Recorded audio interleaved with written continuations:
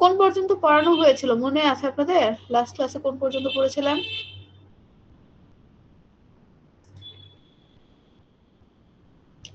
আমার কথা কি শুনতে পাচ্ছেন? জি ম্যাম, শুনতে পাচ্ছি। জি ম্যাম।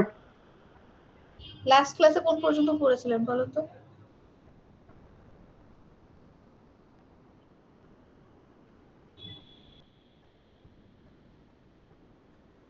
আমরা ফিজিবিলিটি স্টাডি পড়ছিলাম। ফিজিবিলিটি স্টাডিতে আমরা ৩ ধরনের ফিজিবিলিটি দেখেছিলাম। একটা ইকোনমিক ফিজিবিলিটি ছিল, একটা টেকনিক্যাল ফিজিবিলিটি ছিল, আর লাস্টে ছিল আমাদের বিহেভিয়ারাল ফিজিবিলিটি।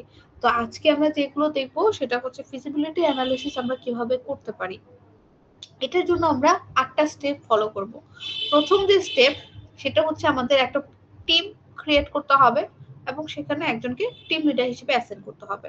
নেক্সট আমাদের টাস্ক হচ্ছে একটা ফ্লো চার্ট ক্রিয়েট করা, মানে হচ্ছে আমাদের ইনপুট থেকে আউটপুট পর্যন্ত মোটামুটি একটা ড্রাফট ক্রিয়েট করা যে কিভাবে আমরা কাজটা কমপ্লিট করব।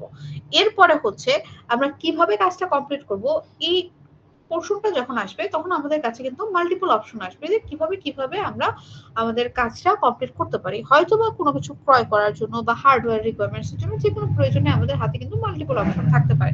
তো এই মাল্টিপল অপশনকে আমরা একটা ক্যান্ডিডেট হিসেবে কনসিডার করব। তো নেক্সট স্টেপে আমরা যে কাজটা করব, প্রত্যেকটা ক্যান্ডিডেট সিস্টেম মানে হচ্ছে প্রত্যেকটা অপশনের যে কাজগুলো করে আমরা হচ্ছে ইনপুট থেকে আউটপুটে যেতে পারি, প্রত্যেকটা ডেসক্রিপশন প্লাস হচ্ছে তাদের ক্যারেক্টারিস্টিক্স গুলো আমাদের আইডেন্টিফাই করতে হবে।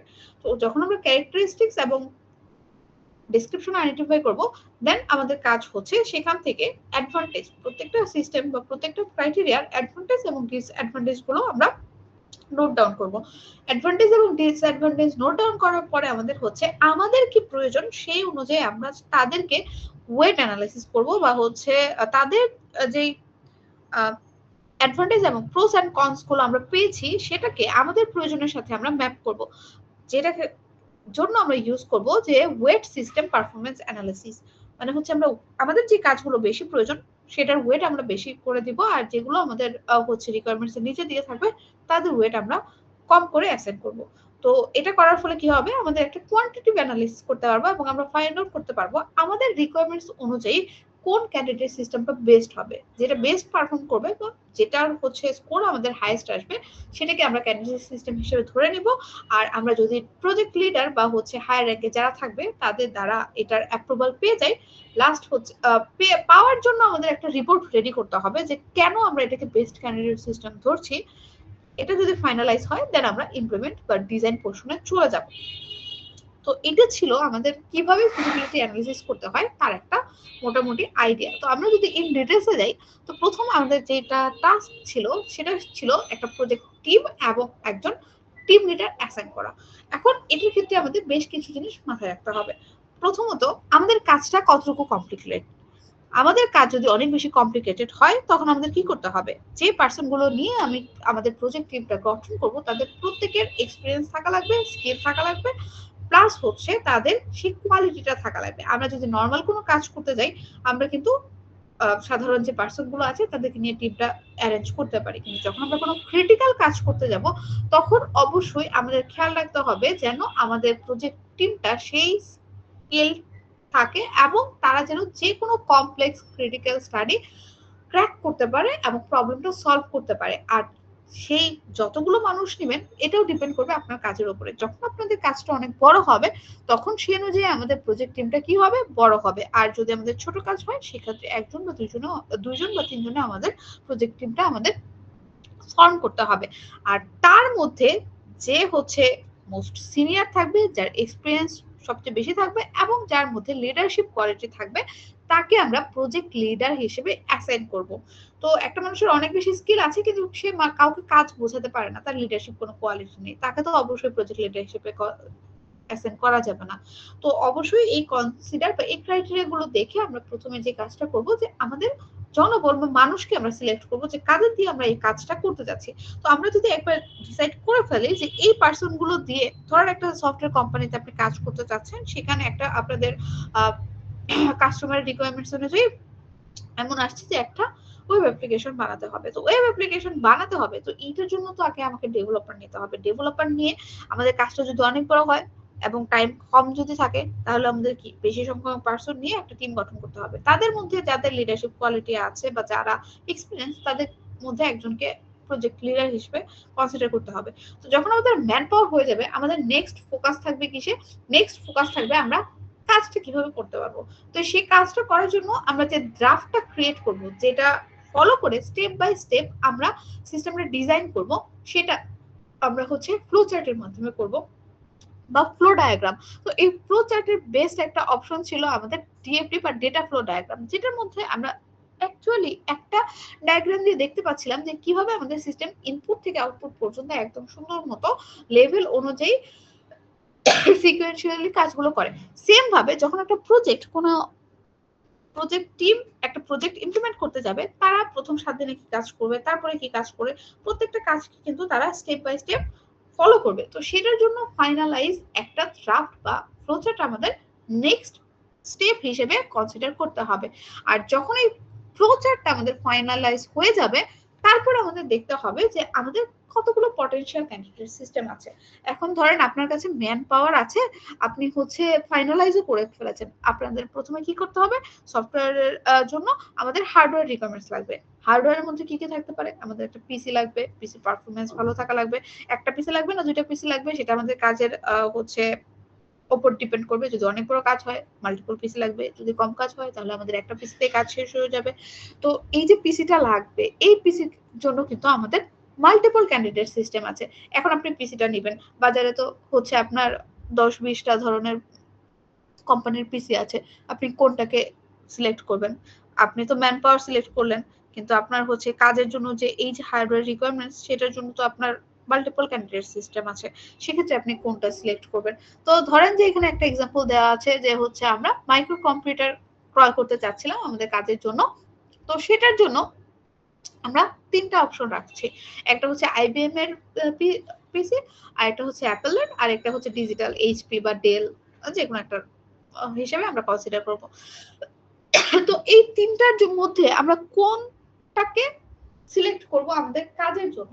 তো এটা দেখেন, আমরা বলছি না যে কোনটা খারাপ, হয়তো কোনো একটা ক্রাইটেরিয়াতে আইবিএম ভালো, কোনো একটা ক্রাইটেরিয়াতে অ্যাপল ভালো, কোনো ক্রাইটেরিয়াতে আমাদের ডিজিটাল যেটা আছে এইচপি বা ডেল ভালো। এখন আমাদের কাজের সাথে অ্যালাইন আছে, আমাদের কাজ আমরা কোনটা দিয়ে করে বেস্ট অপশন পাবো। আইবিএম দিয়ে করলে আমাদের পারফরমেন্স হাইয়েস্ট আসবে, নাকি অ্যাপল দিয়ে, নাকি ডিজিটাল সিস্টেম? মানে হচ্ছে আমাদের যতগুলো ক্যান্ডিডেট বা যতগুলো অপশন থাকবে, তাদের মধ্যে আমাদের কাজ অনুযায়ী কোনটা বেস্ট হবে সেটা আমাদের এখন সিলেক্ট করতে হবে নেক্সট স্টেপ গুলোতে। কারণ আমরা প্রথমে তো ফাইন্ড আউট করেছি যে হচ্ছে আমরা এই 3টা কোম্পানি থেকেই কিনবো, এর বাইরে আমরা যাব না। যখন আমরা এটা ডিটারমাইন করে ফেলবো, তখন আমাকে দেখতে হবে এই 3টা কোম্পানির তারা যে সার্ভিস দিচ্ছে, কোনটার সার্ভিস কেমন, এগুলো আগে ক্যারেক্টারিস্টিক্স দেখতে হবে। তো আমরা প্রথমে যে কাজটা করেছি, একটা টেবিল নিব, মানে যে টেবিলে আমাদের হচ্ছে যে ক্যান্ডিডেট সিস্টেম গুলো আমরা সিলেক্ট করলাম, তাদের ডেসক্রিপশন এবং তাদের ক্যারেক্টারিস্টিক্স গুলো আমরা হচ্ছে একটার পর একটা সেখানে সাজাবো। তো এখন একটা পিসি বা হচ্ছে সেটার সেটআপ যদি আমরা চিন্তা করি, তখন আমাদের দুইটা বিষয় খেয়াল রাখতে হবে। একটা হচ্ছে হার্ডওয়্যার আর একটা হচ্ছে সফটওয়্যার। তো হার্ডওয়্যার এবং সফটওয়্যার দুইটাতে আমাদের যে ক্যান্ডিডেট সিস্টেম গুলো আছে তারা কিভাবে পারফর্ম করে, তাদের ডেসক্রিপশন কি বলে বা তাদের ক্যারেক্টারিস্টিক্স কি বলে, এটার জন্য প্রথমে আমাদের ডিরেক্ট যেটা করতে হবে, একটা টেবিল ক্রিয়েট করতে হবে। তো এখানে যেটা দেয়া আছে এটা হচ্ছে, যেহেতু আমরা বই থেকে পড়াচ্ছি, বই অনেক পুরাতন, এই পুরাতন ইনফরমেশনে দেয়া আছে। আপনারা যদি বর্তমান ওয়ার্ল্ড চিন্তা করতে চান তাহলে কিন্তু আমাদের এরকম কোনো ইনফরমেশন থাকবে না, তখন আপডেটেড ইনফরমেশন থাকবে। তো আমরা ক্যারেক্টারিস্টিক্স এর মধ্যে প্রথমে মেমোরি কত হতে পারে, যেহেতু আমরা মাইক্রো কম্পিউটার নিচ্ছি অবশ্যই সেটা কিলোবাইটে আসবে। তো প্রথমে আমরা দেখছি মেমোরি রিকোয়ারমেন্টের ক্ষেত্রে আইবিএম এ হচ্ছে আমাদের 128 দিচ্ছে, এইচপি 64 দিচ্ছে, আর অ্যাপল হচ্ছে 264 দিচ্ছে। এরপরে হচ্ছে সোর্স ল্যাঙ্গুয়েজ, সেটার ক্ষেত্রে আমরা দেখতে পাচ্ছি যে এইচপি এবং অ্যাপল এর বেসিক ল্যাঙ্গুয়েজ থাকলেও আমাদের আইবিএমটা হচ্ছে প্যাসকেল প্রেফার করছে। তারপরে হচ্ছে আমাদের যে সোর্সের যে কোডটা আছে সেটা অ্যাভেলেবল আছে কিনা, আমরা দেখতে পাচ্ছি এইচপি তে অ্যাভেলেবল আছে, কিন্তু বাকি দুটো অপশন আমাদের অ্যাভেলেবল নাই। তারপরে হচ্ছে মানে লাইসেন্স আছে কিনা, আমরা দেখতে পাচ্ছি 3টারই ক্ষেত্রে লাইসেন্স তারা প্রোভাইড করছে। আর প্রাইসটা অবশ্যই আমাদের এইচপি প্রাইসটা কম হবে, আইবিএম এর প্রাইসটা তারপরে আসবে, আর অ্যাপল এর অ্যাজ ইউজুয়াল প্রাইস আমাদের অনেক বেশি থাকবে। তারপরে হচ্ছে কতগুলো ইনস্টল হয়েছে, মানে হচ্ছে এই যে পিসিটা আমরা নিচ্ছি, এই পিসিটা কতদিন ইউজ করেছে, তাদের রেফারেন্স কি। আপনারাও তো যখন কোনো একটা ডিভাইস কিনতে যান অবশ্যই খেয়াল করেন এটা আগে কেউ ইউজ করেছে কিনা, তারা কেমন রিভিউ দিয়েছে, কেমন সেল হয়েছে। তো এই ধরনের ইনফরমেশন তারাও এখানে রেখেছে যে কতগুলো ইনস্টল হয়েছে। তো আমরা দেখতে পাচ্ছি যে হচ্ছে পপুলারিটি অনুযায়ী আমাদের আইবিএম এর পপুলারিটিটা অনেক বেশি, তারপরে হচ্ছে আমাদের অ্যাপেলটা, আর এইচপিটা একটু কম আছে, 30 আছে। আর লাস্টে হচ্ছে ফার্স্ট ইনস্টলেশনের ক্ষেত্রে আমাদের হচ্ছে কত আছে, তো সেই ডেটটা এখানে দেওয়া আছে। মানে তাদের যে ক্যারেক্টারিস্টিক্স বা একটা সিস্টেমের সাথে যে ইনফরমেশন গুলো আসে সেগুলোকে কয়েকটা ক্রাইটেরিয়াতে রেখে, কারণ যেহেতু আমাদের তিনটাই ক্যান্ডিডেট সিস্টেম, তিনটাই আমাদের মাইক্রো কম্পিউটার, ক্যারেক্টারিস্টিক্স তো সেম থাকবে, তো সেই অনুযায়ী তারা কেমন পারফর্ম করছে বা তাদের ভ্যালু কি আছে সেটাই জাস্ট এখানে সিম্পলি নোট ডাউন করা হয়েছে। তো এখান থেকে নেক্সট স্টেপে আমরা যেটা করব, আমরা হচ্ছে কোয়ালিটি অ্যানালিসিস করব। মানে হচ্ছে আমরা দেখলাম যে এখানে হচ্ছে মেমোরির ক্ষেত্রে দেখতে পাচ্ছি এইচপিটা ভালো, সরি আমাদের অ্যাপেলটা ভালো অনেক দিচ্ছে সার্ভিস, তারপরে এইচপি দিচ্ছে, তারপরে আমাদের আইবিএম দিচ্ছে, তারপরে এইচপি দিচ্ছে। তো এইগুলোকে আমরা এখন হচ্ছে নেক্সট যেটা করব, আমাদের কাজ অনুসারে পারফরমেন্স এবং কস্ট এই দুইটা ক্যাটাগরিতে ফেলে আমরা দেখতে চাইবো যে আমরা যদি পারফরমেন্স কনসিডার করি তাহলে আইবিএম নিব নাকি হচ্ছে এইচপি নাকি অ্যাপেল, আর যদি আমরা কস্ট কনসিডার করি সেখানে যে ক্রাইটেরিয়া গুলো আসবে সেটাতে কোনটা বেটার হবে। তো এটার মধ্যে যখন ক্রাইটেরিয়া গুলো আসবে তখন আমরা যে স্টেপে চলে যাব সেটা হবে ডিটারমাইন এবং evaluate the performance and cost effective analysis of each candidate system. প্রথমে তো আমরা ক্যারেক্টারিস্টিক্স মানে হচ্ছে আমাদের যা তাদের বলা আছে সেগুলো জাস্ট নোট ডাউন করেছি। এখন আমরা দেখবো আমাদের কাজের জন্য কোনগুলো হচ্ছে অ্যাডভান্টেজ, কোনগুলো ডিসঅ্যাডভান্টেজ, কোনটা নেওয়া প্রয়োজন, কোনটা নেওয়া প্রয়োজন না। তো সেটার জন্য নেক্সট আমরা দেখতে পাচ্ছি কোয়ালিটিভ অ্যানালিসিসের জন্য একটা ইভালুয়েশন ম্যাট্রিক্স করা হয়েছে। তো এখানে আমরা ইভালুয়েশনটা দুইটা ক্রাইটেরিয়াতে করব। আপনি যেই ধরেন আপনি পিসি কিনতে যাচ্ছেন, আপনি ইভালুয়েশন দুইটা ক্রাইটেরিয়াতেই করে থাকেন, একটা হচ্ছে পারফরমেন্সে আর একটা হচ্ছে কস্টে। তো পারফরমেন্সের ক্ষেত্রে তারা আবার সাব ক্যাটাগরিতে ভাগ করেছেন যে হচ্ছে সিস্টেমের অ্যাকুরেসিটা কত পার্সেন্ট আছে, তাদের গ্রোথটা কেমন হচ্ছে, সিস্টেমের গ্রোথ বিভিন্নবার আপডেট আসে, তাদের গ্রোথটা ভালো না মোটামুটি না খারাপ কোনটা, তারপরে রেসপন্স টাইম মানে স্পিডটা কেমন আসে, তো সেটাতে ভাগ করেছে পারফরমেন্সের ক্ষেত্রে, এবং ইউজার ফ্রেন্ডলি কিনা অবভিয়াসলি দেখতে হবে। আমরা যে পিসিটা সেটআপ দিচ্ছি বা মাইক্রো কম্পিউটার নিয়ে কাজ করতে যাচ্ছি সেটা যদি আমাদের ইউজার ফ্রেন্ডলি না হয়, বা হচ্ছে যদি আমরা এক্সপার্ট টিম নিয়ে থাকি তাহলে আবার ইউজার ফ্রেন্ডলি না হলেও সমস্যা নেই, কিন্তু যদি না হয় সেটার ক্ষেত্রে আবার হচ্ছে ইউজার ফ্রেন্ডলি কিনা। তো মোটামুটি আমাদের পারফরমেন্সের ক্ষেত্রে আমরা এই চারটা ক্রাইটেরিয়াকে মানে চারটা সাব ক্যাটাগরি আমরা নিয়েছি। আর কস্টের ক্ষেত্রে আমরা দেখছি যে সিস্টেম ডেভেলপ করার জন্য মানে মোটামুটি সেট আপ করার জন্য আমাদের কেমন কষ্টের দরকার হবে, তারপরে ইউজারকে যখন আপনি শিখাতে যাইবেন তখন সেক্ষেত্রে আপনার কষ্টটা কেমন হবে, সিস্টেম অপারেট করার জন্য মানে মেনটেনেন্সের জন্য আমাদের কোনটা ভালো হবে, কোনটার কস্ট বেশি হবে, কোনটা খারাপ হবে, আর পে ব্যাকের ক্ষেত্রেও আমাদের কোনটার ভালো হবে খারাপ হবে, সেটা আমরা জাস্ট এখানে একটা কোয়ালিটিভ অ্যানালিসিস করেছি। তো আমরা দেখতে পাচ্ছি যে হচ্ছে আমাদের এখানে যেহেতু কোয়ালিটিভ অ্যানালিসিস করা হয়েছে, তো তার আগে আমি আরেকটা বিষয় দেখাই। দেখেন এখানে একটু আগে যেটা দেখলাম ক্যারেক্টারিস্টিক্স থেকে স্লাইডে একটু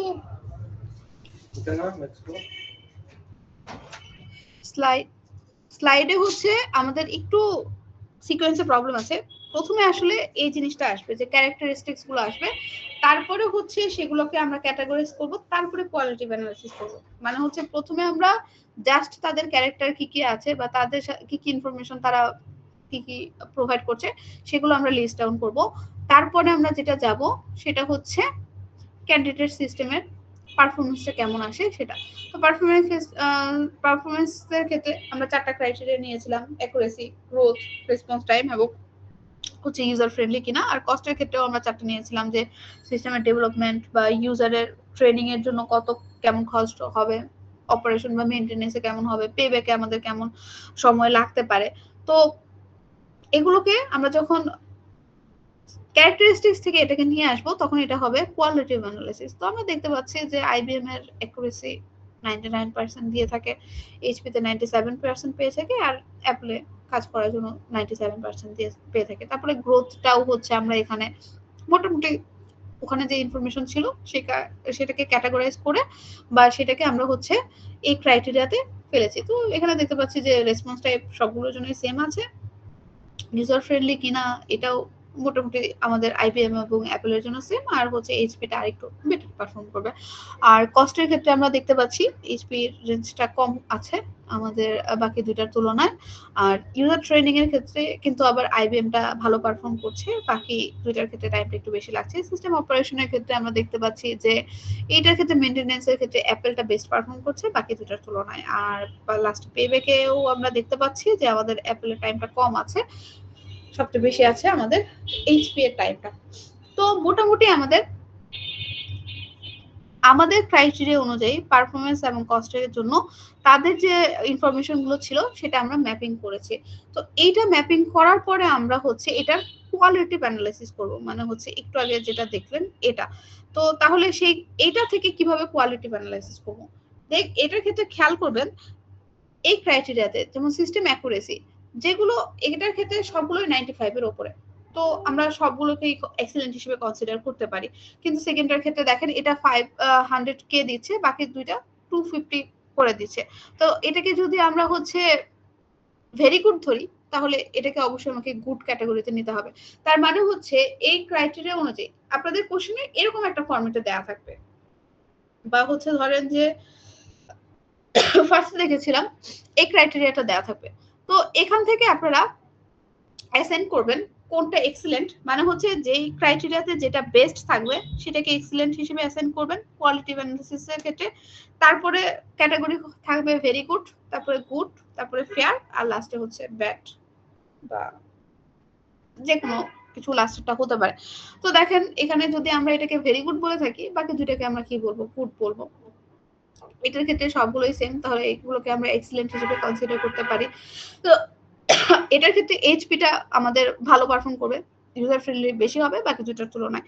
তো সেই হিসেবে আমরা হচ্ছে কোয়ালিটিভ অ্যানালিসিসের একটা টেবিল দেখেন এখানে ক্রিয়েট করেছি। তো যেই ক্রাইটেরিয়াতে যেটা ভালো পারফর্ম করেছে সেগুলোকে আমরা এক্সিলেন্ট হিসেবে কনসিডার করেছি। তারপরে ক্যাটাগরি আমরা ভেরি গুড দিয়েছি, তারপরেটাতে আমরা গুড দিয়েছি, আর তারপরে যদি কারো পারফরমেন্স থাকে সেটাকে আমরা ফেয়ার বলেছি, লাস্টে ব্যাড হিসেবে আসলে এখানে কাউকে অ্যাসাইন করা হয়নি। তো আপনাদের কোশ্চেনে মোটামুটি এরকম একটা টেবিল থাকবে যেটা থেকে আপনাদের এই কোয়ালিটিভ অ্যানালিসিসটা করতে হবে, তারপরে হচ্ছে ওয়েটেড ইভালুয়েশন ম্যাট্রিক্সটা ফাইন্ড আউট করতে হবে। তো আপনাদের যদি হচ্ছে এরকম একটা ফরম্যাট দেয়া থাকে, দেখবেন যে এই তিনটা বা যতগুলো ক্যান্ডিডেট সিস্টেম আছে সেগুলোর মধ্যে আপনি একটা বেস লাইন ধরে নেবেন। যেমন এটাতে আমি যদি বেস লাইন ধরি 95 এর উপরে থাকলে আমি তাকে এক্সিলেন্ট কনসিডার করব, 90 থেকে 95 থাকলে আমি সেটাকে ভেরি গুড কনসিডার করব। তো সেই ক্রাইটেরিয়া অনুযায়ী এটা তিনটাই এক্সিলেন্ট হবে।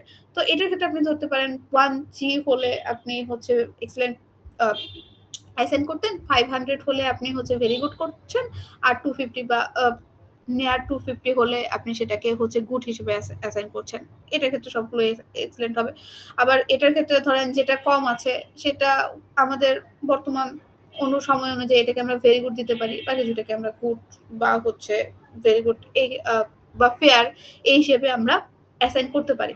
তো আমরা দেখতে পাচ্ছি কস্টের ক্ষেত্রে এবং পারফরমেন্সের ক্ষেত্রে যে ইনফরমেশন গুলো তাদের দেওয়া থাকে সেখান থেকে আমরা মোটামুটি এরকম একটা টেবিল পাবো যখন আমরা কোয়ালিটিভ অ্যানালিসিস করব। তিনটা অনুযায়ী তিনটাকে আমরা অ্যানালিসিস করব। আমাদের মনে হয় যদি তারা খুবই ভালো পারফর্ম করছে তাহলে এক্সেলেন্ট, তার চেয়ে কম হলে ভেরি গুড, তার চেয়ে কম হলে গুড, ফেয়ার, তারপরে হচ্ছে ব্যাড। এভাবে করে আমরা যে টেবিলটা দেওয়া থাকবে, এরকম যে টেবিলটা দেওয়া থাকবে সেটাকে আমরা এই কোয়ালিটিভ অ্যানালিসিসে কনভার্ট করব। তো এই কোয়ালিটিভ অ্যানালিসিসে কনভার্সনটা কি আপনারা সবাই ক্লিয়ার হয়েছে?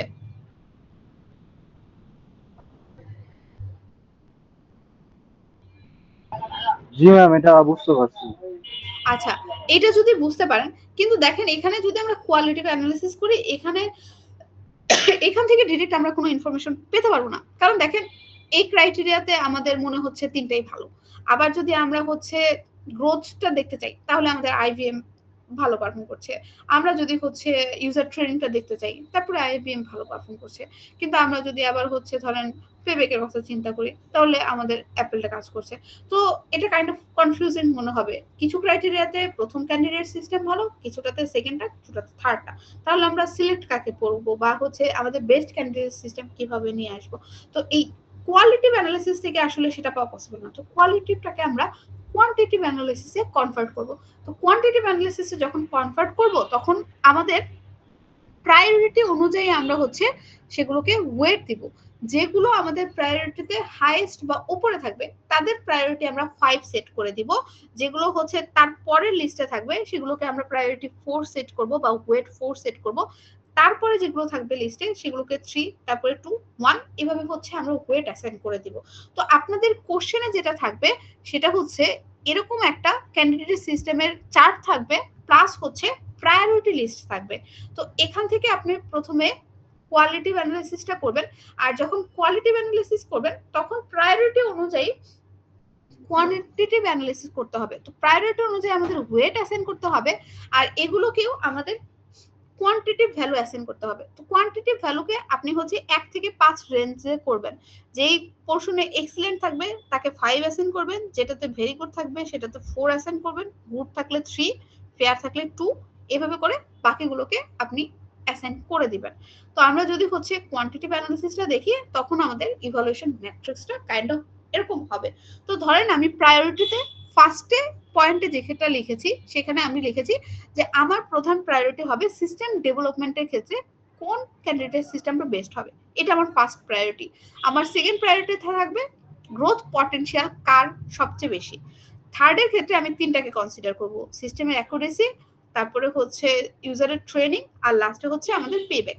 আর বাকি যে তিনটা থাকবে রেসপন্স টাইম, ইউজার ফ্রেন্ডলি কিনা, বা হচ্ছে আমাদের সিস্টেমের অপারেশনের মেইনটেনেন্সের কস্টটা, এটাকে আমরা লিস্ট প্রায়োরিটিতে রাখবো। তো সেই অনুযায়ী ওয়েট ফ্যাক্টরটা আপনারা সেট করবেন। মানে হচ্ছে প্রথমে যেটা থাকবে সেটা 5, তারপরে 4, তারপরে 3, 2, 1 এভাবে করে আপনারা ওয়েট ফ্যাক্টরটা আগে জেনারেট করে নেবেন। তারপরে হচ্ছে রেটিং। রেটিংটা তো আমাদের বলেছিলাম এক্সিলেন্ট থাকলে 5, ভেরি গুড থাকলে 4, আর গুড থাকলে 3, বাকিগুলো 2, ফেয়ার থাকলে 2, সেভাবে আপনারা ক্যালকুলেট করবেন। যেমন ধরেন এখানে আমাদের যেটা আছে এক্সিলেন্ট, ভেরি গুড আর এক্সিলেন্ট আছে, তাহলে আমাদের কি হবে 5, 4, 4, 5 আসবে। আর এটা যেহেতু গুড আছে তাহলে 3, 5, 4, 4 এভাবে করে আসবে। তো দেখেন এখানে সেটাই আছে 5, 4, 4, 5 আছে এবং 3, 5, 4, 4 আছে। তো নেক্সট আমাদের স্কোর জেনারেট করতে হবে। স্কোরটা কিভাবে জেনারেট করবেন, এই যে ওয়েটটা আপনারা অ্যাসাইন করলেন এটার সাথে রেটিংটা মাল্টিপ্লাই করে দিবেন।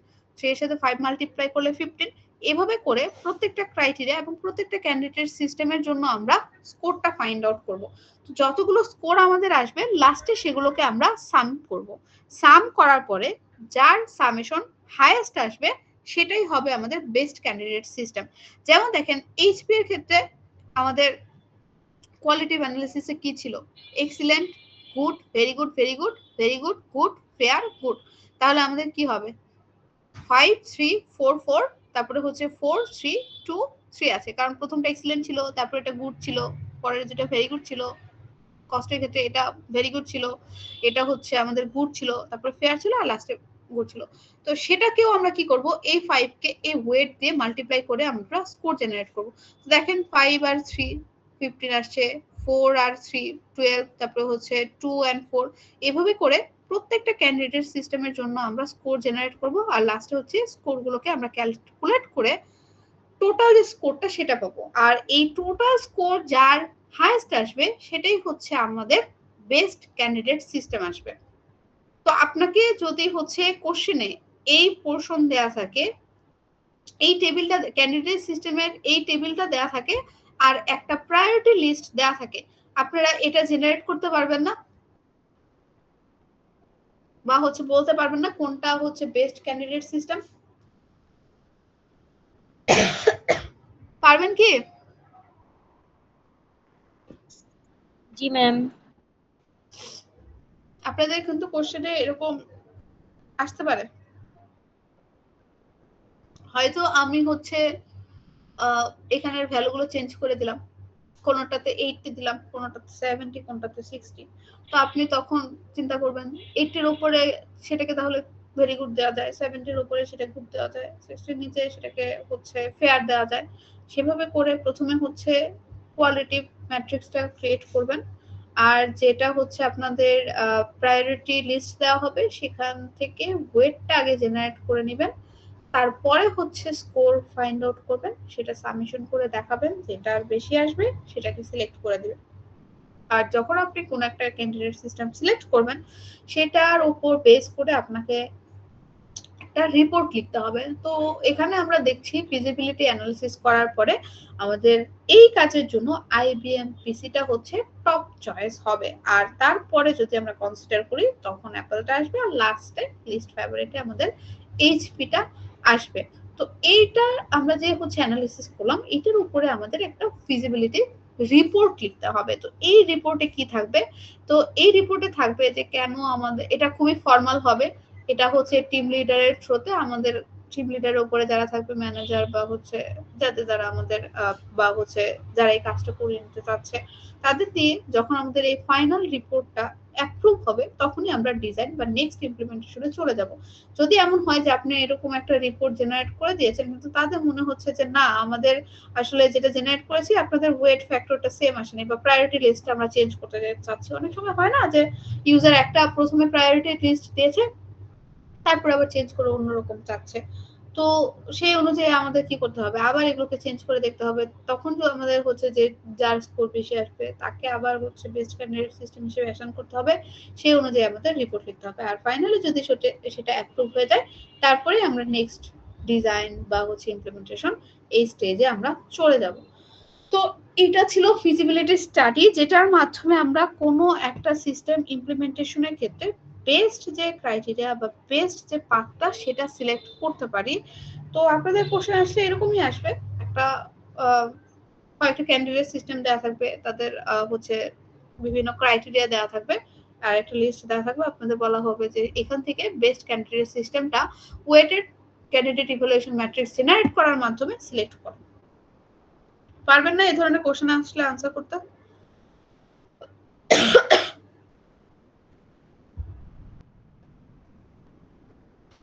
তো আপনাদের এটা ছিল চ্যাপ্টার 7, আর দুটো চ্যাপ্টার বাকি আছে।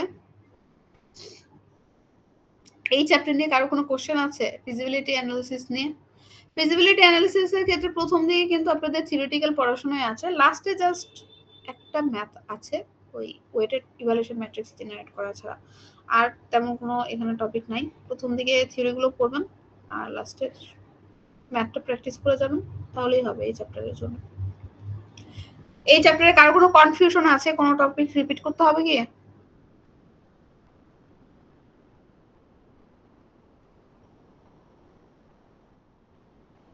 ম্যাম আমাদের একটু পড়তে হবে, তারপরে বলতে পারবো। আচ্ছা ঠিক আছে, আপনারা পড়েন। আর নেক্সট হচ্ছে আমাদের কস্ট বেনিফিট অ্যানালিসিস।